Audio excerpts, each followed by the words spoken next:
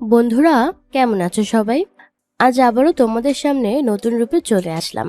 আজ তোমাদের শোনাবো পাশের বাসার এক দেবরের সাথে আমি কিভাবে খেলেছিলাম সেই কাহিনী। অমিনেশ রায় একজন ইঞ্জিনিয়ার। ও একটি মাল্টিন্যাশনাল কোম্পানিতে কর্মরত। বয়স 27-28 হবে হয়তো। বন্ধুরা, তোমাদের বলে রাখা ভালো, অনিমেষ প্রচণ্ড কামুক প্রকৃতির একটি ছেলে। আর ওর প্রধান দুর্বলতা হচ্ছে বিবাহিত মহিলারা। তার মানে এই নয় যে ওর অবিবাহিত মেয়েদের ভালো লাগে না, কিন্তু ভালো বৌদি দেখলে ও আর ঠিক থাকতে পারে না। আমাদের বাড়ি রাজশাহী এলাকায়। আমাদের বাড়ির পাশেই অনিমেষদের বাড়ি। ওহ, দুঃখিত বন্ধুরা, এখনো তো আমি আমার নামই তোমাদের বলিনি। আমার নাম মিতালি রায়। আমার বয়স ওই 34 কিংবা 35 হবে। আমার একমাত্র ছেলে পড়াশোনা করে। আমার বর তমাল একটা মোবাইল কোম্পানির এরিয়া ম্যানেজার। যাই হোক, আমি অপ্সরা সুন্দরী না হলেও আমার চোখ দুটো কিন্তু অসাধারণ। যেরকম চোখ, এর মধ্যে ডুবে যাওয়া কিন্তু তল পাওয়া যায় না। গায়ের রং একটু চাপা, কিন্তু আমার হাসি যেন ভুবন মোহিনী। প্রচণ্ড গরম হলে আমার গাছের ডাবের দিকে সবারই আকর্ষণ থাকে। সে যাই হোক, অনিমেষের সাথে আমার খুব বেশি আলাপ ছিল না। ওই টুকটাক দেখা হলে কথাবার্তা, এই আর কি। তবে আমি জানতাম অনিমেষ অনেকদিন ধরেই ওদের বাড়ির ছাদ বা বাড়ির জানালা দিয়ে উঁকি ঝুঁকি মারতো আমাকে একটু অগোছালোভাবে দেখার জন্য। কিন্তু ওর সেই আশায় গুড়ে বালি। আমি বাড়িতে সবসময় ফুল স্লিভ হাউস কোট পরে থাকতাম, তাই ও মন ভরে দেখার কোনো সুযোগ পেত না। একদিন সকালে অফিস যাবার জন্য অনিমেষ রেডি হচ্ছিল। সেই সময় ওর মা ওকে বলল, তোকে বলতে ভুলে গেছি, আজকে আধার কার্ডের জন্য যেতে হবে, সকাল 9টা থেকে বিকেল 5টার মধ্যে। তোর একটু দেরি করে অফিসে গেলে হয় না? অনিমেষ বলল, না, আজকে সকালে একটা মিটিং আছে, তুমি তো আমাকে আগে বলবে। যাই হোক, একটা কাজ করো, তোমরা গিয়ে করে এসো, আমি দুপুরের পর ফিরে আসার চেষ্টা করছি। এরপর অনিমেষ অফিসের কাজ সেরে লাঞ্চের আগে বেরিয়ে পড়ল। স্কুলের সামনে পৌঁছে দেখতে পেল তখনও বিশাল 5-4টা লাইন। একজনকে জিজ্ঞাসা করতে সে বলল 4 নম্বর ঘরের সামনে লাইন দিতে হবে। লাইন দিতে এসে অনিমেষের চোখ ছানা বড়া হয়ে গেল, কারণ ওই লাইনের শেষে আমি দাঁড়িয়েছিলাম। আমি ওকে দেখতে পেয়ে একটা সৌজন্যমাখা হাসি দিলাম।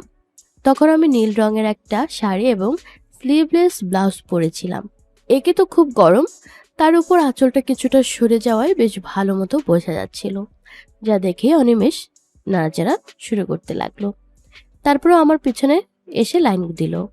ও আমার কাছে দাঁড়াতেই আমি ওকে জিজ্ঞেস করলাম, কাকু কাকিমা তো দেখলাম সকালে করিয়ে নিল, তুমি এখন? আমার কথা শুনে অনিমেষ বলল, অফিসে ইম্পর্টেন্ট কাজ ছিল, সেটা মিটিয়ে এলাম। জায়গাটা একটু ছোট হওয়াতে আমরা সবাই বেশ ঘেঁষে ঘেঁষে করে দাঁড়িয়েছিলাম। তাই অনিমেষ দেখতে পেল আমার পিঠটা হালকা ঘামে ভেজা, আর চুলগুলো তার মধ্যে লেপ্টে আছে।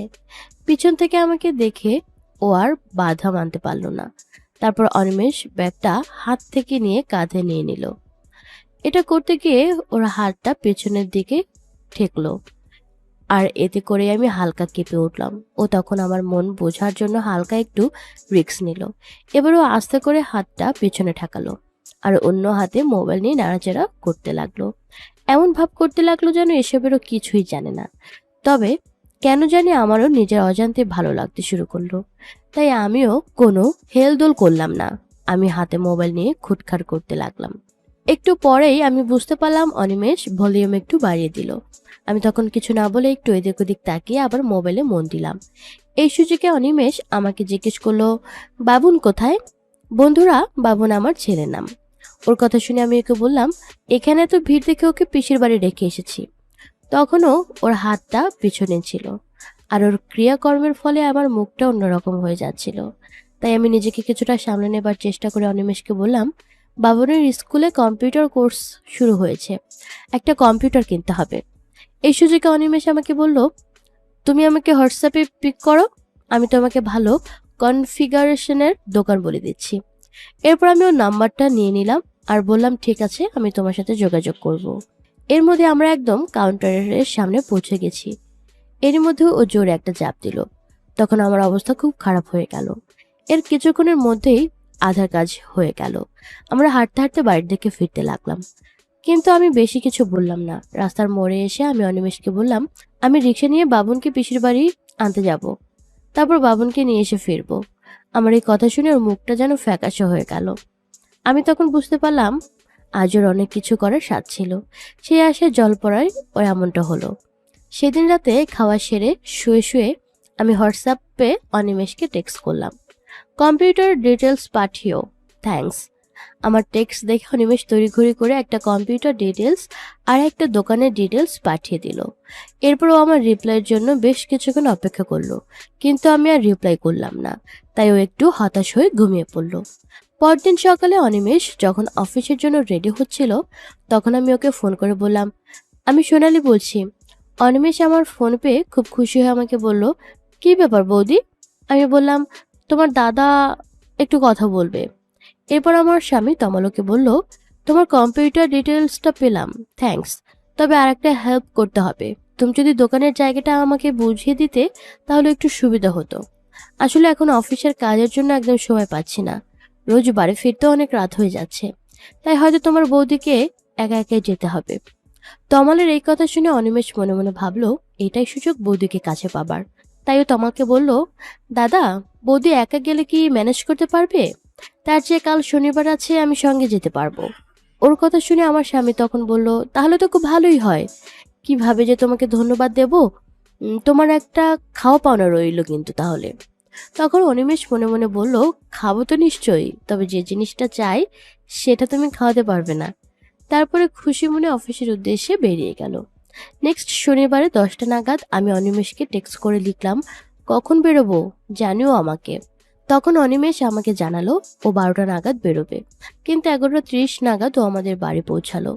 বেল দিতেই আমি দরজা খুলে দিলাম। বাইরে যাব বলে আমি একটা হালকা হলুদ রঙের ঢলঢলে ফুল হাতা কুর্তি পরেছি আর সাথে ব্ল্যাক লেগিংস। কুর্তির কাপড়টা বেশ পাতলা, তাই ভালো মতো বোঝা যাচ্ছে, আর খোলা চুলে আমাকে বেশ মোহময়ী সুন্দর লাগছে। এইভাবে আমাকে দেখে অনিমেষ অপলক দৃষ্টিতে তাকিয়ে আছে দেখে আমি ওকে বললাম, কি হলো, এমন করে চেয়ে আছো কেন? আমার কথা শুনে অনিমেষ আমাকে বলল, খুব সুন্দর লাগছে তোমাকে। ওর এই কথা শুনে লজ্জায় মুখটা রাঙা হয়ে উঠলো আমার, কিন্তু আমি নিজেকে সামলে নিয়ে একটু হেসে প্রসঙ্গ চেঞ্জ করে বললাম, আরে ছেলেকে পিসির বাড়ি রেখে এলাম, ওর তো স্কুল ছুটি আজকে, সেই করতে গিয়ে দেরি হলো। অনিমেষ বলল, তেমন কিছু দেরি হয়নি, দাঁড়াও ক্যাব বুক করি। কিন্তু ক্যাব পাওয়া গেল না। তখন আমরা ঠিক করলাম অটো করে মেট্রো স্টেশন থেকে মেট্রো ধরবো। অটোতে উঠে আমি বুঝতে পারলাম দুজনে পাশাপাশি বসার ফলে জায়গাটা বেশ সংকট হয়েছে। তাই অনিমেষ একটু জায়গা করে নেওয়ার জন্য ওর হাতটা আমার পিঠের পেছনে রাখলো। তারপর আমরা এদিক ওদিক করে কথা বলতে চললাম। একটু পর জোরে ব্রেক মারার ফলে ওর হাতটা সরাসরি আমার উপরে এসে পড়ল। বন্ধুরা, কেমন লাগলো আজকের ভিডিও কমেন্টে জানাও। ভালো থেকো সবাই, টাটা, বাই বাই। বন্ধুরা, কেমন আছো সবাই? আজ আবারও তোমাদের সামনে নতুন রূপে চলে আসলাম। আজ তোমাদের শোনাবো পাশের বাসার এক দেবরের সাথে আমি কিভাবে খেলেছিলাম সেই কাহিনী। অমিনেশ রায় একজন ইঞ্জিনিয়ার। ও একটি মাল্টিন্যাশনাল কোম্পানিতে কর্মরত। বয়স 27-28 হবে হয়তো। বন্ধুরা, তোমাদের বলে রাখা ভালো, অনিমেষ প্রচন্ড কামুক প্রকৃতির একটি ছেলে, আর ওর প্রধান দুর্বলতা হচ্ছে